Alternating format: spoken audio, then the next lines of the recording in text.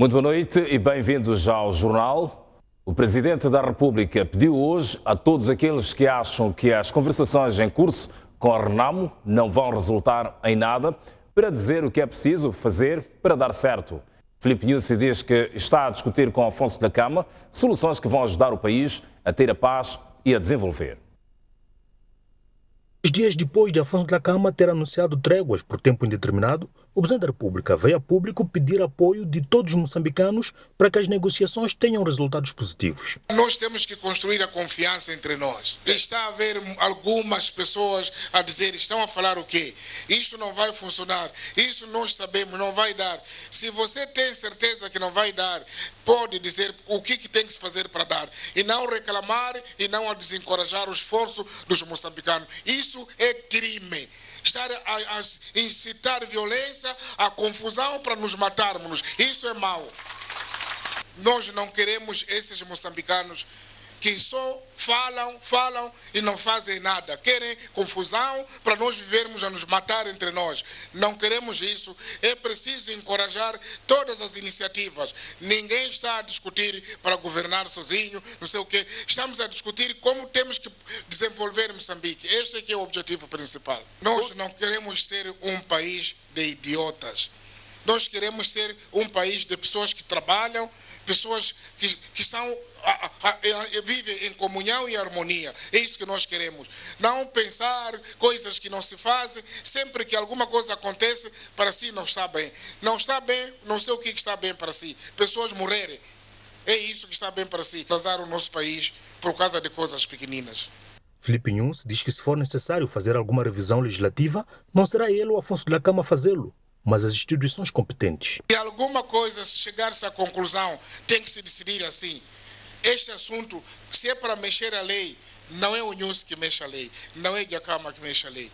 Nenhum de vocês é o povo moçambicano. E o povo moçambicano está organizado. Tem quem decide sobre as leis. Nada se pode violar sem que haja a discussão dentro daquela legislação que há aqui em Moçambique. Não se mexe a Constituição, ninguém está autorizado a mexer a Constituição. Por isso não tenham medo, não há discussão diferente, senão construir a paz para os moçambicanos viver bem. E falou do que a equipa sobre descentralização está a discutir. Isso significa como nós temos que viver, como temos que governar, quem que tem que estar ali, quando que tem que estar aqui. Portanto, estão a pensar nas novas regras que podem ditar o próximo jogo, que são eleições. Não estamos a discutir a governação de 6, 5, 6 províncias ou 4. Não é isso que estamos a discutir. Mas também a equipa sobre questões militares. Estão a discutir o que fazer com aquelas pessoas que têm armas depois de entregar as suas armas. Quanto a isso, dissemos, ninguém deve disparar contra outro. Aliás, é o que está a acontecer. E pedimos a todos os moçambicanos muita paciência, muita calma e apoiar este processo para ver se termina bem. E no balanço da visita a Cabo Delgado, falou dos passos a seguir. O passo seguinte é esse que está em curso, de discutir sobre a descentralização e assuntos militares, e quando chegarem alguns consensos, naturalmente vamos socializar, vamos dar a conhecer à sociedade o que é e depois vamos avançar. Infelizmente, há vezes que as pessoas dizem, mas nós estamos a ser envolvidos, Quem que estava a praticar a austeridade era a Renamo. Então, não sei se eu iria discutir com um outro partido, com outro momento, discutir o que é sobre paz. O governo decidiu retirar as forças de defesa e segurança de algumas posições em Gorongosa e foram criados centros de fiscalização das tréguas. E a Renamo anunciou trégua por tempo indeterminado. Por outro lado, Filipe Nyusi disse à população da província de Cabo Delgado que o gás natural e outros abundantes recursos de que aquela província dispõe pertencem a todos os moçambicanos, pelo que não podem beneficiar apenas os locais.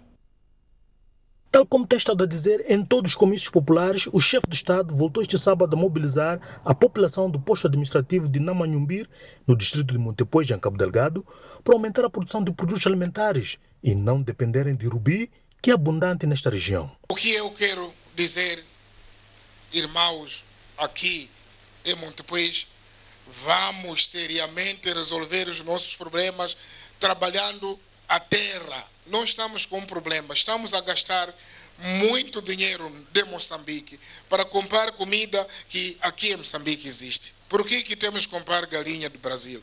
Se aqui em Moçambique nós podemos produzir milho, produzir soja, fazer ração e criar galinhas o suficiente. Por quê? Então, este dinheiro que nós conseguimos aqui, queremos que fique aqui em Moçambique para construirmos estradas. O seu governo não deve comprar arroz na China para vir dar você. Você já tem comida. E esse dinheiro de arroz na China dá para fazer hospitais, dá para fazer estradas. E uma vez que toda a província é rica em recursos naturais, o presidente alertou que os mesmos pertencem a todo o povo moçambicano. Aqui em Namanhumbiri, aqui em Montepuez, aqui em Cabo Delgado, temos um outro problema. Temos essas coisas que dissemos que é riqueza, incluindo em Palma tem gás. E há uma tendência de dizer que isso é nosso só. Isso é nosso só. Nosso só, por quê? O quê? Então, Cabora Bassa lá em Songo, lá, tem que dizer essa energia é nossa só. Energia é só nossa. E todos os sítios onde passamos dizem que queremos energia de Cabora Bassa. Então eles têm que dizer, é nosso só, é nosso só. O que é isso? Ali em Maputo, onde tem o porto, para onde sai muita carga e ganhamos dinheiro para nós podermos construir escolas e hospitais no país. Maputo vai dizer, esse porto é nosso só, é nosso só. De onde que sairia dinheiro das coisas que estamos a fazer? É riqueza de Moçambique. E uma das formas da unidade nacional é exatamente partilharmos toda a nossa riqueza. E porque na Namanhumbir tem-se registrado conflitos entre a população e a empresa que explora rubis, Filipe Nunes deixou um apelo. Agora aqui, concretamente, vocês têm minas aqui. Às vezes conflituam-se com os projetos. Se estão numa zona onde tem machamba, tenho certeza e acredito que aquele projeto que vem para aqui há de ter em consideração que você vive daquela machamba, nunca pode entrar sem criar condições para você viver. É preciso sabermos coexistir com essas empresas. Não é só Moçambique.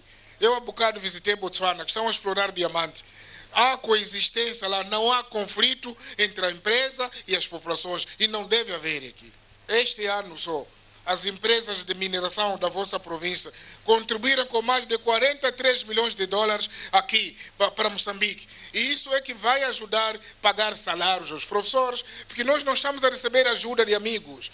Aquilo que acontecia ontem, estamos a viver desses impostos, salário de professores, salário de enfermeiro, do funcionário da secretaria. É isso que nós queremos, promover investimentos para podermos produzir riqueza e vivermos sem dependermos de pessoas. E pediu um combate cerrado ao garimpo e comércio ilegal de minérios, que durante alguns anos era praticado por imigrantes legais. Isso que vocês estão a fazer agora, muitas das vezes, vir pessoas de fora, tirar a riqueza sem licença, e levam tudo para fora e ficamos pobres. Não pode ser.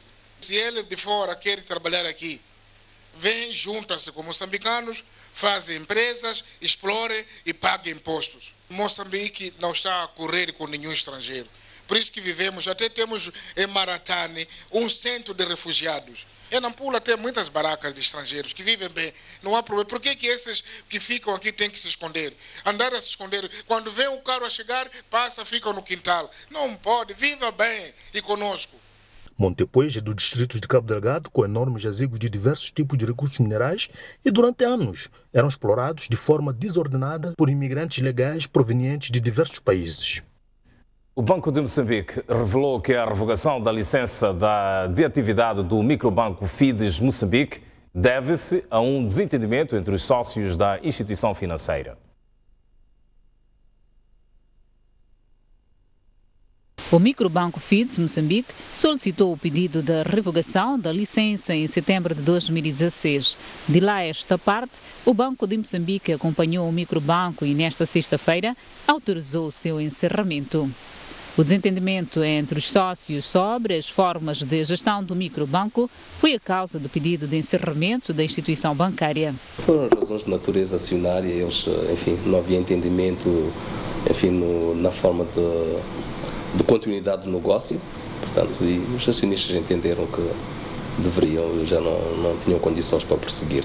Portanto, houve um desentendimento nos acionistas na forma como geriram o negócio e entenderam que deveriam pôr fim à atividade.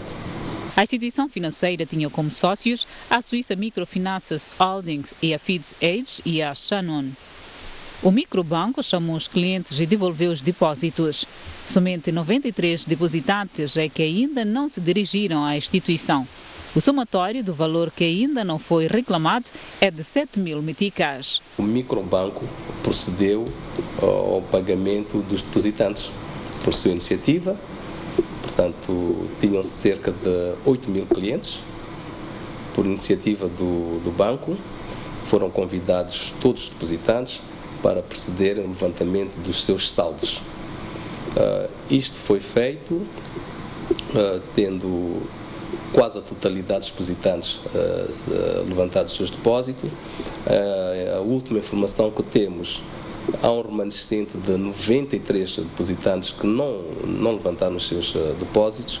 Esses 93 depositantes correspondem a um capital de 7.000 meticais. A Comissão Liquidatária irá intervir a partir desta segunda-feira e tem o prazo de 90 dias para analisar o processo do microbanco e definir os caminhos para o processo de encerramento. O governo vai vender 10 embarcações de transporte de passageiros que não estão a ser usadas há mais de 5 anos. A decisão surge na sequência da última visita do Presidente da República ao Ministério dos Transportes e Comunicações. O vosso Ministério está a ficar campeão de inventar projetos que depois não têm continuidade. Não sei se estudam mal os projetos e por isso mesmo eu queria, as coisas que não funcionaram, vão aos ficheiros, digam-nos quem são os responsáveis que fizeram mal os projetos. Temos muitas embarcações implantadas ao nível do país que não estão a funcionar, que foram adquiridos com muito dinheiro. Temos aquele caso do navio, dessas embarcações que deviam sair no Matola Rio, que depois alguém não foi capaz de ver qual é a profundidade, depois encalhava, ou quando a água baixasse não podia continuar. Mas uma coisa que foi feita para funcionar naquelas condições, naquele sítio, o que custava fazer essa análise aritmética muito rudimentar que podíamos fazer? Não gostaríamos que erros como esses voltassem a ser, mas gostaríamos que também procurassem saber quem são esses medíocres que estão agora a hipotecar a economia. O chefe de Estado fez estas duras críticas durante a visita ao Ministério dos Transportes e Comunicações, onde foi confrontado com a existência de barcos que estão parados há mais de 5 anos. As embarcações foram compradas pelo governo para garantir o transporte marítimo e fluvial em diversos pontos do país, incluindo entre a cidade de Maputo e Matola Rio. Além de criticar a opção do último governo, Filipe Nyusi ordenou que os barcos fossem vendidos o mais rápido possível, pois a cada dia que passa estão a perder valor. 3 semanas depois, a empresa moçambicana de transporte marítimo e fluvial fez saber que o Estado está à procura de uma empresa para intermediar a venda das 10 embarcações no mercado nacional ou internacional. No pedido de manifestação de interesse publicado na edição de sexta-feira do Jornal Notícias, a Transmarítima explica que, no âmbito da reestruturação atualmente em curso na Transmarítima e tendo em conta a necessidade de melhorar a qualidade de serviço prestados à população beneficiária das travessias e a reintrodução de serviço de cabotagem marítima, a Transmarítima está à procura de uma empresa com experiência comprovada na intermediação da venda de embarcações marítimas no mercado nacional e internacional. Esta sexta-feira, o Ministro dos Transportes e Comunicações reforçou que as embarcações não estão a operar há anos e algumas estão avariadas. Essas embarcações estão a ser postas à venda. Umas é porque atingiram o seu estado de vida útil e vão entrar numa situação de sucata e é preciso converter esses valores, essas unidades que já não têm valores, irmos buscar alguma receita para investir noutras embarcações necessárias.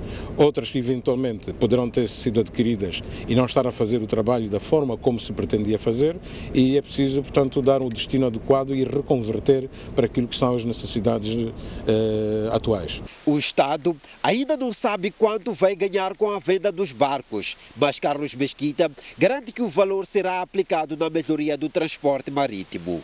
Quanto é que o Estado vai ganhar, como disse, é um concurso, não é? Portanto, vamos ver qual é a oferta que vai aparecer. O Estado vai tentar vender ao melhor preço possível, em função daquilo que é a realidade dessas embarcações. Umas, se calhar, eventualmente podem ser reaproveitadas, não sei, outras são puramente sucatas. Exclusivo à STV, o antigo Ministro dos Transportes e Comunicações, Paulo Zucula, reconheceu que o projeto falhou por falta de preparação do pelouro dos transportes. Naquela altura eu não... Paulo Zucula foi ministro dos Transportes e Comunicações entre março de 2008 e setembro de 2013 e dirigiu a compra de barcos para a travessia em vários pontos do país. Pouco tempo depois, alguns barcos pararam de circular por diversas razões e há mais de 5 anos que estão atracados.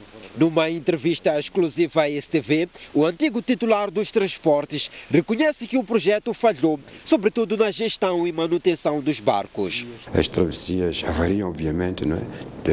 Na mesma altura houve um novo barco para a travessia Maputo-Catembe, houve outro para outras travessias em Quilimane, na Zambeze. No caso da Zambeze, acho que ainda estava lá quando parece que o barco em 2000 funcionou, mas acho que em 2012 ou qualquer coisa, não me lembro a data, teve um problema no porto, afundiu, sei que foi tirado, não sei se não foi reparado. Houve transporte no Lago Niassa, não sei o que aconteceu, mas até lá até eu sair estava, que eu saiba, estava a funcionar. Mas obviamente estamos a falar de 6, 7 anos, não é? Essas coisas não funcionam eternamente se não tiverem a própria manutenção e a própria gestão, não é? Quanto à ligação marítima entre a cidade de Maputo e Matola, Paulo Zucula justifica o fracasso afirmando que os intervenientes no processo não estavam preparados. Era o único caso que trouxemos para ser usado não como travessia, mas como transporte público urbano, como parte do tal sistema intermodal. E há bocadinho expliquei que nós não nos preparamos bem como Ministério, como Governo, como município e até com os próprios transportados, com a população, assumimos que, bom, você compra e põe, as pessoas vão usar. E até achávamos que houve alturas que diziam que o preço não tinha nada a ver com o preço foi baixando e não era mais caro que o transporte do chá. Faltou uma preparação, faltou uma educação, faltou informação, faltou comunicação entre a intenção do Ministério e os beneficiários. As empresas municipais de transporte público de Maputo e Matola têm excesso de trabalhadores. Só na EMTPM, um autocarro está para 15 trabalhadores. Devido à ociosidade, nos últimos meses, as duas empresas tiveram que reduzir quase metade da força de trabalho.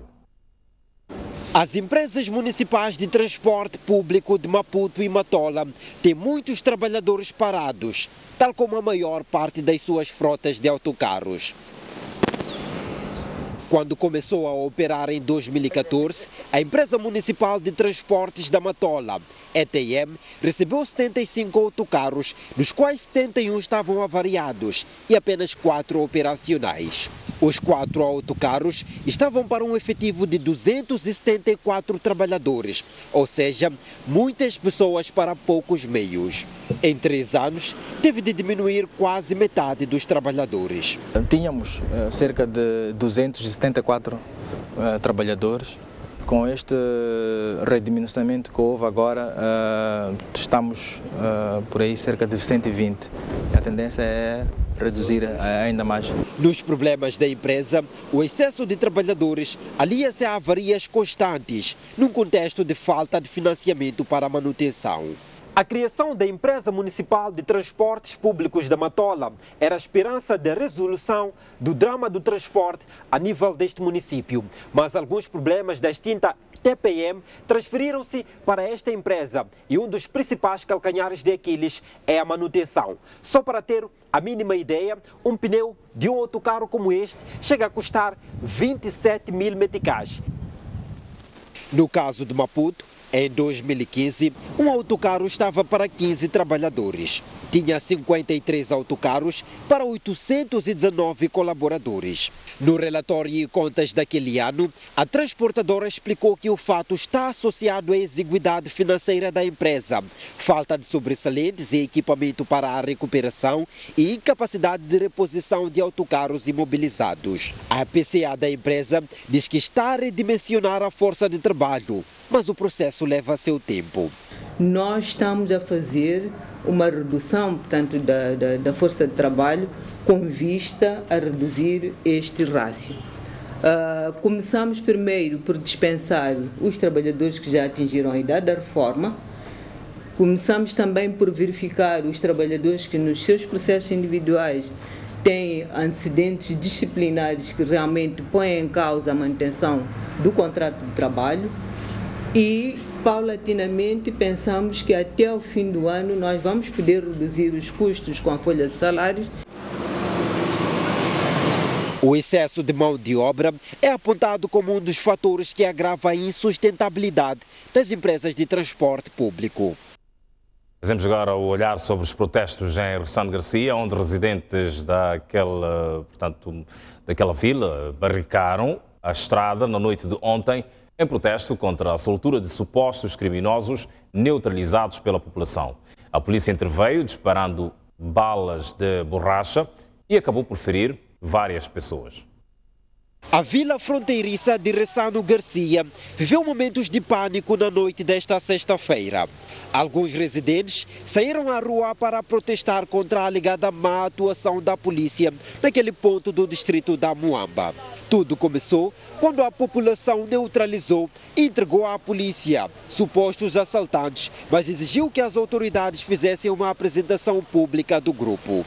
Mas minutos depois, a polícia estava a transportar o grupo da esquadra para um local desconhecido pela população, o que suscitou desconfiança. Em reação, alguns moradores bloquearam a saída do carro da polícia por suspeita de que estava a facilitar a fuga do grupo, algo que a população alega ser frequente.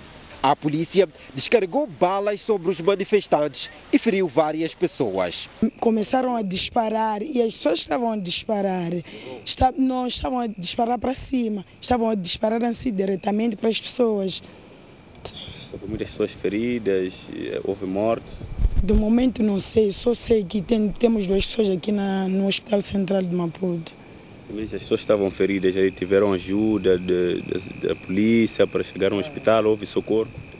Não houve ajuda, não houve socorro, ninguém da polícia se fez lá presente. Até agora que estamos aqui, nós sozinhos, essa madrugada. Os moradores descrevem os momentos de pânico vividos e queixam-se da alegada conivência entre a polícia e os criminosos. De repente vi muito barulho de tiros, de armas de fogo. Aquilo foi um grande susto, pela forma como os tiros eram disparados, até parecia uma guerra, como aquela que aconteceu na zona centro, entre os homens da Renamo e as forças de defesa e segurança. E se nós reagimos como pessoas, pegamos, conseguimos prender, deter ladrões aqui, acorda amanhã, está solto. E ele fixou a minha cara. Quando fixa a minha cara e ele me encontra nas barracas, começa a reagir. Quando nós damos queixa, ninguém reage como polícia. Contactado pela STV, o comando da PRM na província de Maputo prometeu pronunciar-se sobre o assunto na segunda-feira. A confusão, que durou cerca de 2 horas, resultou também na interdição de circulação nesta estrada aqui em Ressano Garcia. Sabe-se que os manifestantes bloquearam o acesso usando vários instrumentos como uma forma de protestar contra a atuação das autoridades policiais. Com imagens de Abdul Manissa, Antônio Frades para STV. Um jovem está gravemente ferido depois de ter sido baleado por um agente policial em Chimoio. O agente alega ter disparado a arma por engano e a meio de uma fúria popular. Moisés Mário, comerciante do mercado 38mm na cidade de Chimoio, está internado devido à perfuração de um tiro numa das suas pernas, ato praticado por este agente da PRM. Deram parada na minha banca, então com muita gente, eu comecei a empurrar aquelas pessoas, não faz da minha banca, empurrar aquelas pessoas, afastaram, quando o tempo estava a afastar aquelas pessoas, aí logo aquela polícia tira a pistola logo diretamente ao meu pé. O agente, ora acusado de balear Moisés Mário, diz ter agido sem intenção, uma vez que este viu-se cercado por populares enquanto fazia uma patrulha. população se aglomeraram aí, começaram a criar agitação. Na altura que eu estava no meio daquela aglomeração, não tinha como sair do meio. Eu, quando tirei a minha arma, manipulei na tentativa de querer sair. Ao sair é quando pegaram a minha arma, querer tirar a arma de mim, quando tentava me despossuir a arma. Na disputa daquela arma é quando disparou-se para o pé daquele cidadão. Verdade ou não, o certo é que o relatório médico indica que a vítima foi ferida com gravidade e poderá ser submetida a uma operação. O projétil fraturou o osso da coxa correspondente, que é o fêmur. Então, é uma fratura cominutiva, é complicada, pois ela é exposta e o paciente atualmente encontra-se estabilizado, mas será necessário fazer uma intervenção cirúrgica. Mas neste momento o paciente está estável. Os restos mortais de um dos réus, resgatados no carro da polícia no dia 24 de abril, por um grupo armado, foram hoje a enterrar. Trata-se de José Coutinho, que na altura do resgate estava na companhia de Alfredo Muxanga, também encontrado na cova no distrito de Moamba, em Maputo. A mesquita Chadolia, localizado na Avenida Angola, registrou este sábado uma enchente de amigos, familiares e curiosos que pretendiam presenciar o velório de José Ali Coutinho. Um dos réus foi retirado do carro da polícia e levado para o distrito de Moamba no passado dia 24 de abril, onde foi executado juntamente com Alfredo Muxanga. Cerca de 30 minutos depois do velório, o corpo foi transportado para o cemitério de Lhanguene, na cidade de Maputo, para o funeral. José Ali Coutinho estava na companhia de Alfredo Muxanga quando foi resgatado por um grupo armado ainda a monte, e ambos estavam também a ser acusados de terem participado, a partir das celas da cadeia, no assassinato do procurador Marcelino de Vilanculos. Contactado pela STV, o comando da PRM na província de Maputo prometeu, através do seu porta-voz, pronunciar-se esta segunda-feira sobre o assassinato dos então reclusos José Coutinho e Alfredo Muxanga. Vamos agora olhar para a situação dos professores em Nampula. Mais de 74 professores daquela província foram identificados como estando a exercer atividade sem ter passado por uma instituição de formação para o efeito. Solicitados os certificados, constatou-se que os mesmos não conferem com os dados da pauta e nem o estabelecimento de formação. Os mais de 74 professores têm uma semana para apresentar o certificado original ou prova contrária daquilo que até então foi apurado pela Direção Provincial de Educação e Desenvolvimento Humano de Nampula. Conseguimos detectar, neste momento exato, mais de 74 certificados que, até este momento, consideramos como sendo falsos até prova em contrário. O que é que nós fizemos? Agora que temos a confirmação nossa de que o certificado não confere, nós já comunicamos aos diretores distritais para que convoquem os professores esta semana, para que eles provem com o certificado original, porque nós temos cópia autenticada. Queremos o certificado original e para que eles provem de que de facto o certificado é verdadeiro. E por que o certificado, que é a fotocópia, ela não confere com os dados que fomos apresentados, que não tem na pauta da sua aprovação. Caso se prove definitivamente que os certificados são falsos, como nós agora dissemos, nós iremos retirar esses professores imediatamente, iremos contratar novos professores e iremos entregar às autoridades. Os visados mostraram alguma deficiência de formação, o que levou a suspeitar-se das suas competências psicopedagógicas. Júlio Mendes, diretor provincial do setor, indicou que, inclusive, já foram notificados os institutos onde alegam que tenham sido formados. Temos que tinham alguma deficiência de formação. Foi nesta base que verificamos que era preciso verificar este professor. E aí conseguimos detectar algumas pessoas com alguma deficiência e verificamos que, afinal de contas, alguns deles não tinham. Já notificamos também os institutos de proveniência destes professores. Temos um instituto de formação de professores em Gaza, temos instituto de formação de professores na Zambésia e temos nosso instituto cá em Nampula.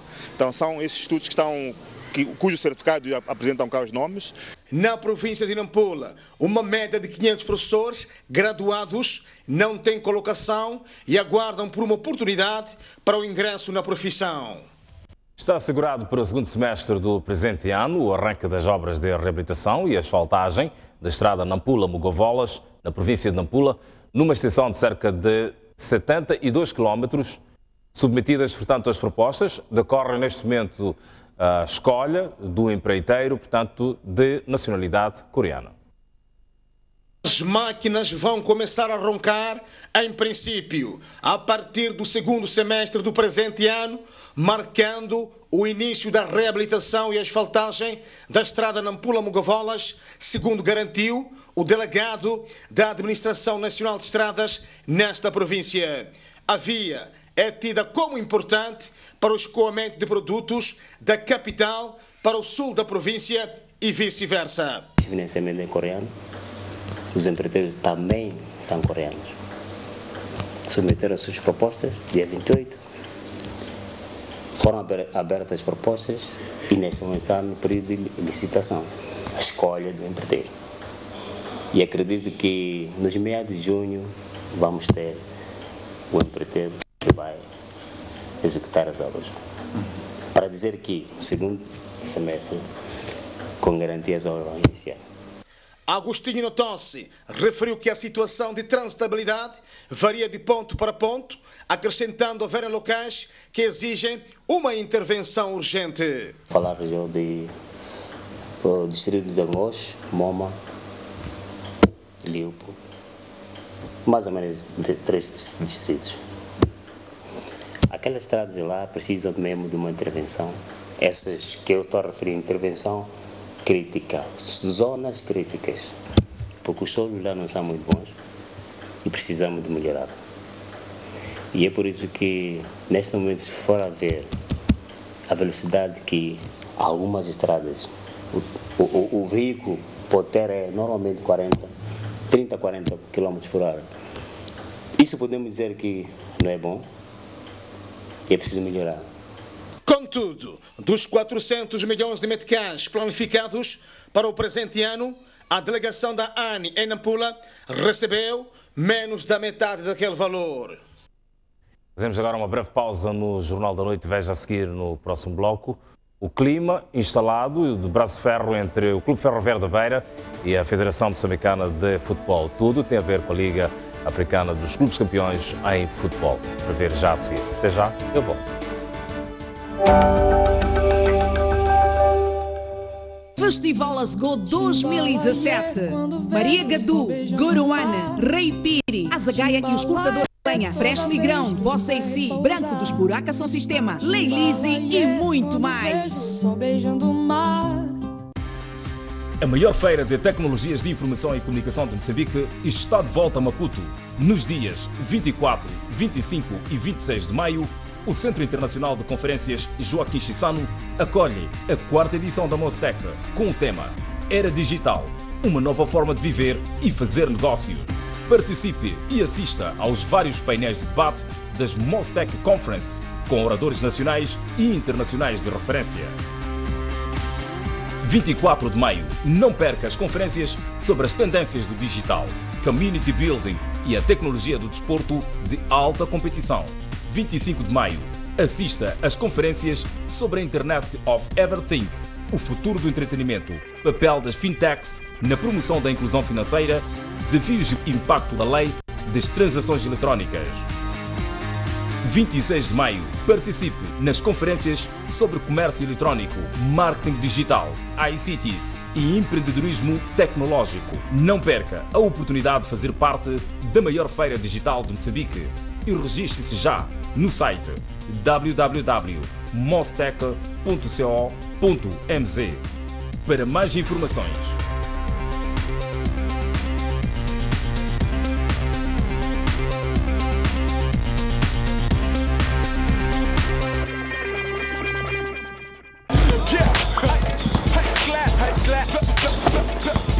Veja o campeonato da cidade na STV Notícias.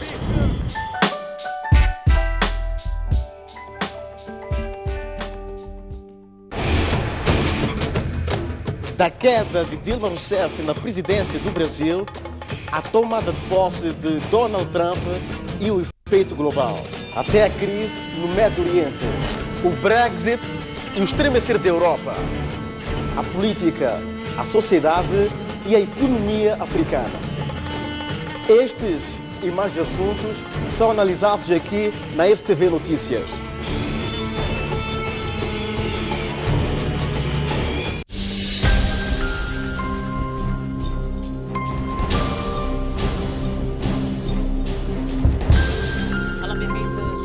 país tem um déficit.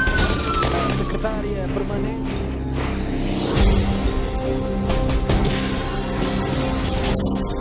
Bem-vindos ao... O que é que isto sabe? A vítima ainda está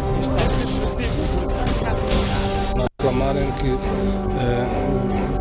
olhar para o sol é um gesto simples. Algo com o objetivo de raptar pela polícia.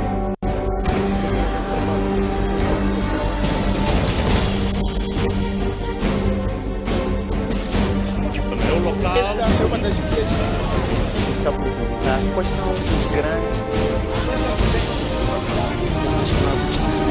STV Notícias. Há 3 anos, informando 24 horas por dia. Um país sem história é um país sem futuro. Um mundo sem referências é um mundo sem norte. Um país sem cultura é um país sem identidade. Um país sem ídolos é um país sem referências.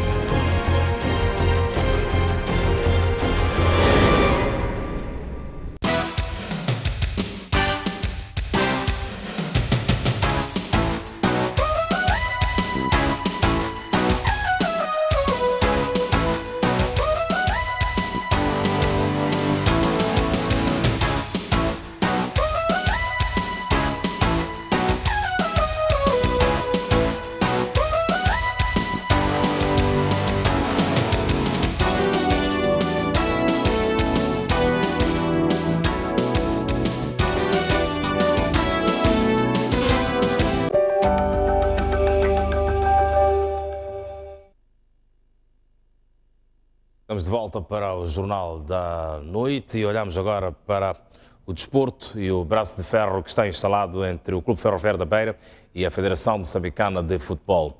Aquela formação desportiva acusa a Federação de ter agido de má fé e de ter contribuído para que a CAF alterasse o jogo da segunda jornada da Liga dos Clubes Campeões de África da cidade da Beira para Maputo.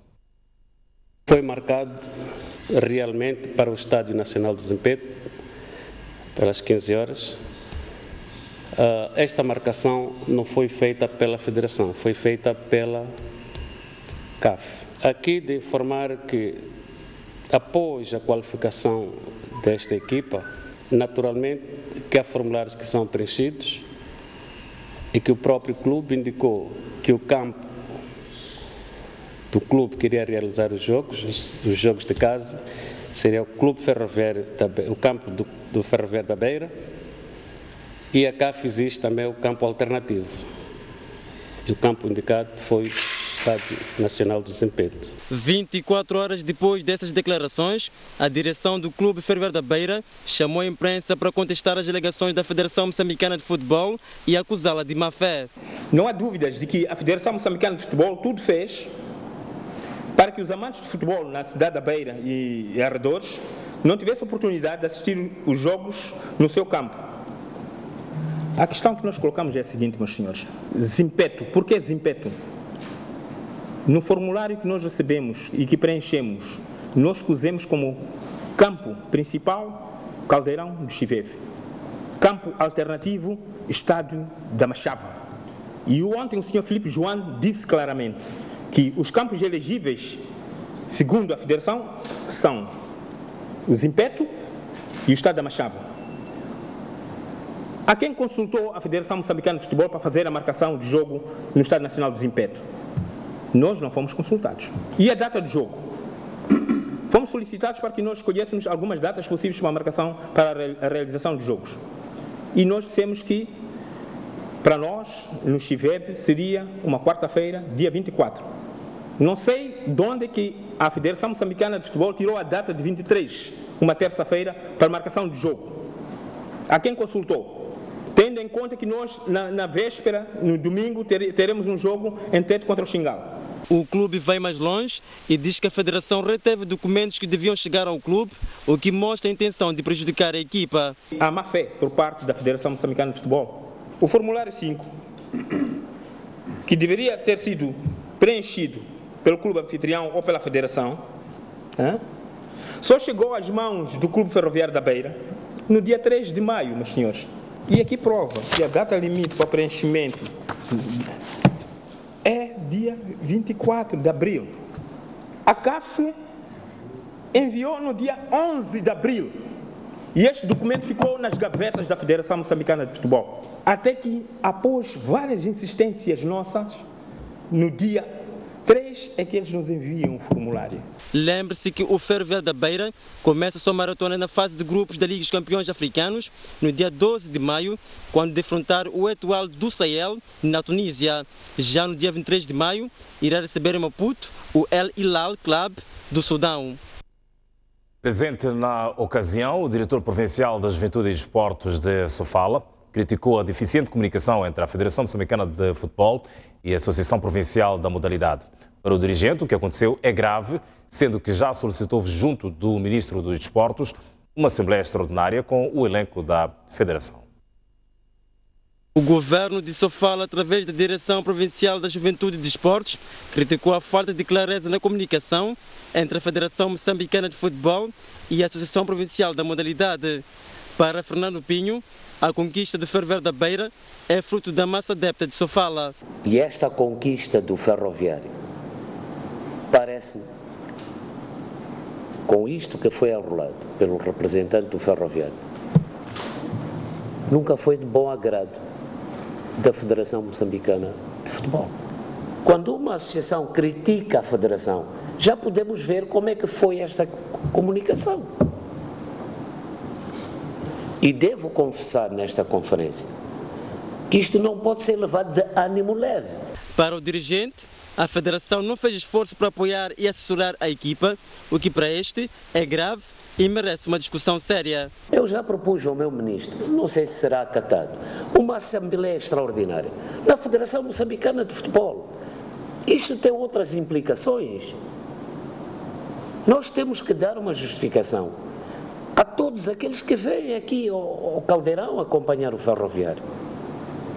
Isto não é produto do acaso o apuramento do Ferroviário. O que é que tem o Zimpeto que nós não temos? Maior capacidade, balneários, também temos. Mas digam que não é assim, terá que ser assim. E o Ferroviário não é um clube, é um clube profissional, um exemplo a ser seguido, não só no futebol, mesmo no basquete. Já o representante da Associação de Futebol de Sofala garantiu que tudo será feito para que os próximos jogos sejam realizados naquela cidade. O nosso desejo é que tudo será feito para que realmente os restantes jogos venham para a Beira. Há uma equipa de inspeção que terá que vir para a Beira. Esta é a pressão que é a Federação, que nós, a Associação, iremos fazer à Federação, para que a Federação pressione a inspeção da CAF, ou o inspetor da CAF, para que venham à Beira, para verificarem no loco as condições do Estado.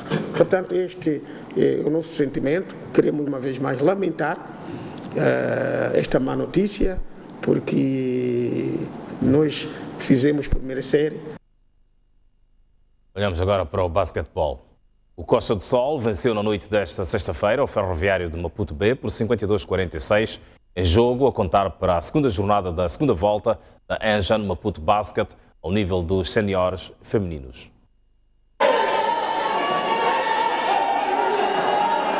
Jogo de grande intensidade e fortes emoções vividas até nos bancos técnicos.